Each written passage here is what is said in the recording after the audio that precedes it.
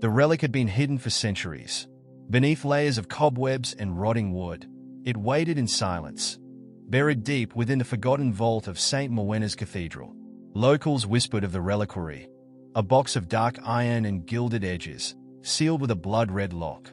The stories claimed it once held a fragment of a saint's bone, but others said it now carried something far darker. Whatever lay within was cursed, tainting all who dared touch it. Victoria, a historian with a penchant for the macabre, wasn't one to believe in curses. Driven by her curiosity and an insatiable need for answers, she ventured into the ruined cathedral alone. The air was thick with mildew, every creak of the floorboards echoing through the hollow space like the groans of an unseen beast. Her flashlight carved narrow tunnels of light in the oppressive darkness as she navigated the catacombs below. There, behind a collapsed altar, she found it. The reliquary sat atop a pile of shattered bones, its surface glistening faintly, as though it exhaled a life of its own. Victoria hesitated, her breath hitching as she leaned closer. The intricate carvings on the box seemed to writhe when touched by the light, a trick of the shadows, she told herself. But when her gloved fingers brushed the cold iron, a jolt raced through her body like icy fire. Ignoring the growing weight in the pit of her stomach, she pried the reliquary from its resting place.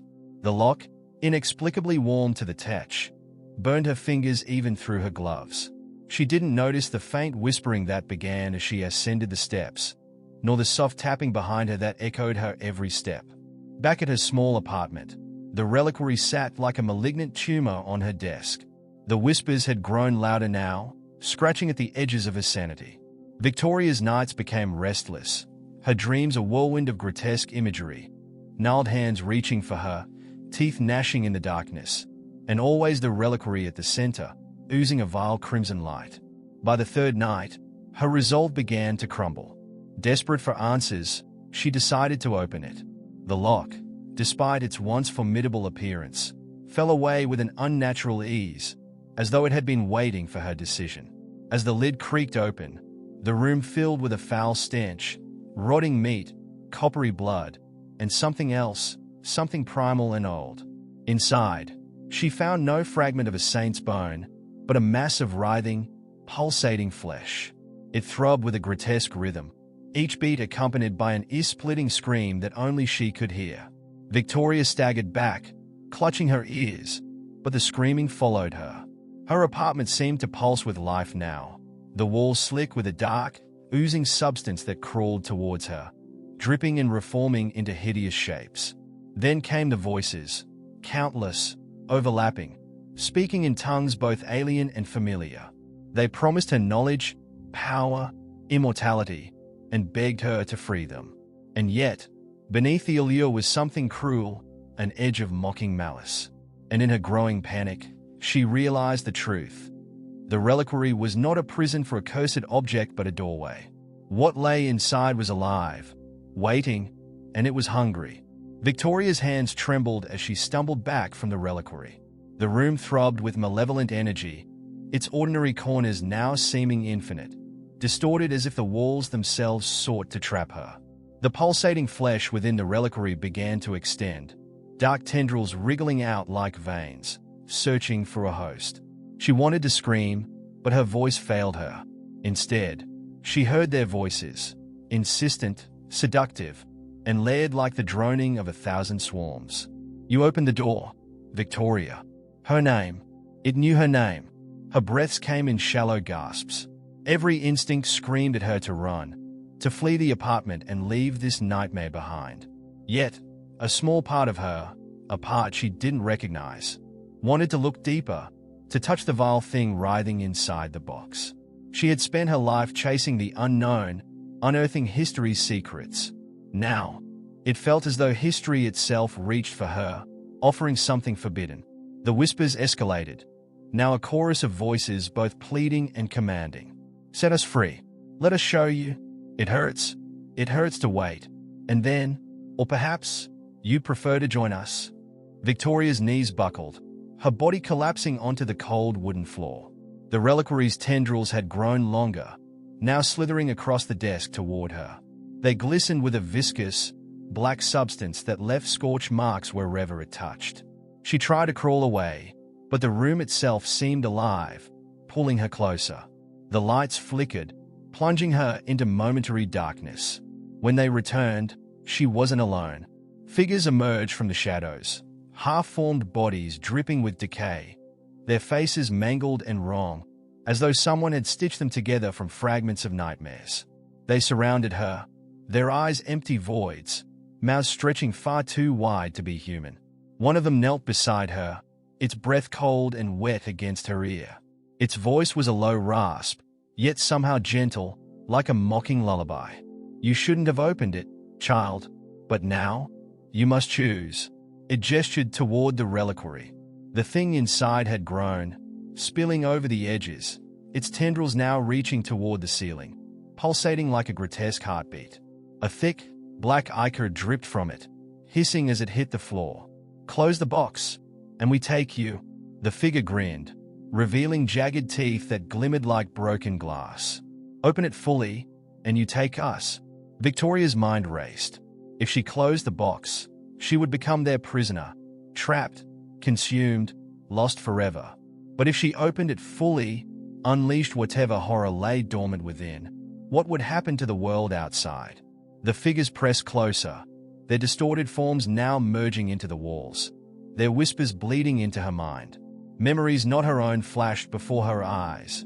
Villages burning under red skies, people torn apart by invisible forces, rivers running black with blood. Each image ended the same way, with the reliquary at the center, growing larger, hungrier.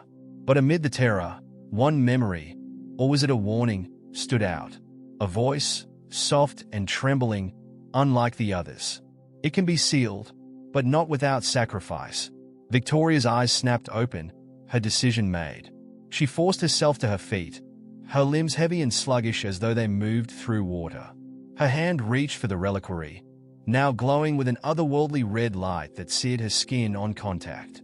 The voices screamed in protest, a cacophony so loud it drowned out her thoughts. The figures surged forward, their hands clawing at her, ripping into her flesh. Pain erupted across her body, but she held firm, her trembling hands forcing the lid shut with a final, desperate cry. As the reliquary closed, the tendrils recoiled, the figures shrieked and dissolved into shadows, and the pulsating light vanished. Silence descended, thick and suffocating. Victoria collapsed, her vision blurring. Blood pooled beneath her, but she felt an odd sense of calm. She had won, hadn't she? But as her consciousness faded, she noticed something. The reliquary no longer pulsed, but it wasn't sealed. Its edges were cracked, and faint whispers still seeped through. The price had been paid, but the door was not fully closed. The cursed reliquary waited for the next victim. The silence in Victoria's apartment was deceptive. Though the reliquary no longer throbbed with life, its presence loomed heavy in the room, an object too still, too quiet, like the predatory calm before a storm. Victoria lay sprawled on the floor, her body trembling and weak. Her blood pooled beneath her, mingling with the black ichor that had seeped from the reliquary moments before. Her vision flickered, the world around her slipping in and out of focus.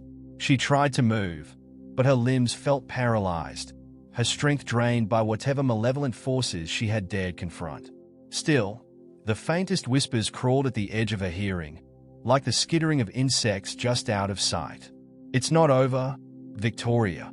The voice was softer now, almost gentle, and that made it worse. She clawed at the floor, pulling herself toward the reliquary with the last reserves of her strength. She had closed it, but she could see the cracks forming along its edges, glowing faintly like embers in the dark. Her trembling fingers brushed its surface, and a searing pain jolted through her hand, forcing her to recoil. Her skin blistered where it had made contact, as if the reliquary rejected her touch now that it had tasted her. And then came the knock, a single, deliberate rap on her apartment door. Victoria froze, the air in her lungs turning to ice. It was past midnight, and no one should have been there. The city had a way of quieting at night, an oppressive stillness that swallowed sound. Yet, through the silence, there came another knock, louder this time. The whispers in her mind grew louder, their fragmented words melding into a single command. Don't open it.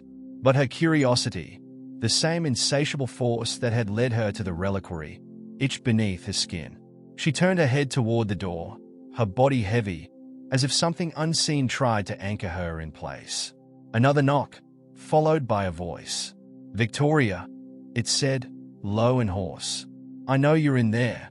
It wasn't a voice she recognized, but there was something disturbingly familiar about its cadence, the way it lingered on each syllable like a spider weaving its web. She didn't respond, her eyes flicking back to the reliquary. It seemed to pulse faintly again, as if mocking her hesitation. The voice grew impatient. "You've seen it, haven't you? Open the door, Victoria. Let me in before it's too late." Her instincts screamed against it, but the promise of answers lured her forward. Dragging herself to her knees, she crawled toward the door, every movement agonizingly slow.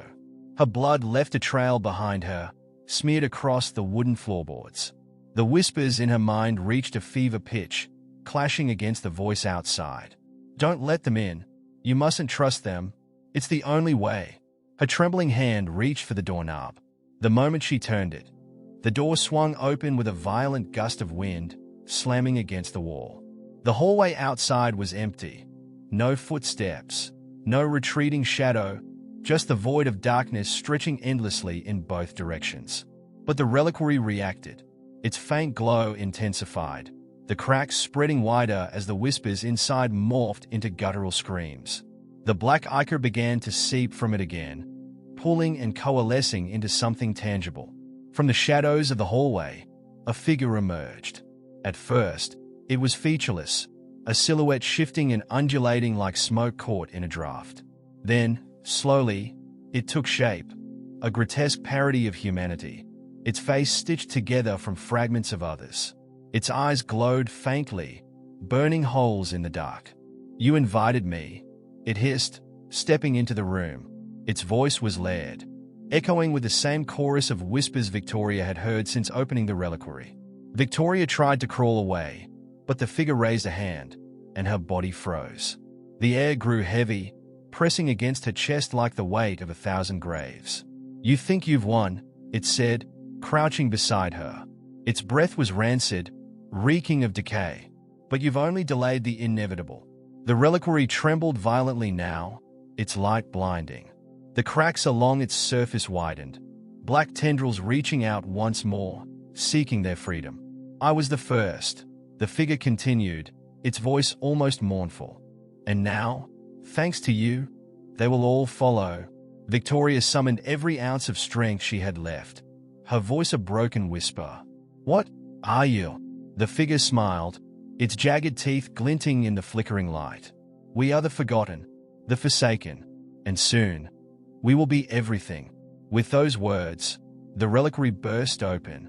The room was consumed by darkness, a void so complete it erased everything. Walls, floor, ceiling, even the faint hum of life outside. Victoria's screams were swallowed whole, her body pulled into the abyss along with the figure. When the light returned, the apartment was empty. The reliquary sat on the floor, pristine and sealed once more. Its whispers were faint now, like a distant echo, waiting for the next soul curious, or foolish, enough to find it. And the cycle would begin again.